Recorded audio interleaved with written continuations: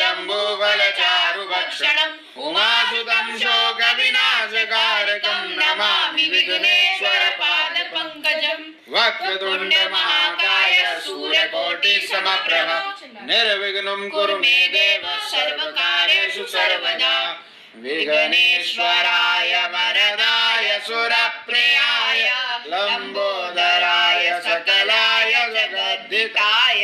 नागाननाय श्रुतियज्ञ विभूषिताय गौरीसुताय गणनाथ नमो नमस्ते सुमुखस्यैकदन्तस्य कपिलो गजकर्णकः लंबोदरस्य विकटो च विघ्नराजो विनायकः धूम्रकेतुर्गणाध्यक्षो भालचन्द्रो गजाननः द्वादशैतानि नमानीय पठे शृणुयादपि विद्यारम्भे विवाहे च प्रवेशे निर्गमे तथा संग्रामे संकटे चैव विघ्न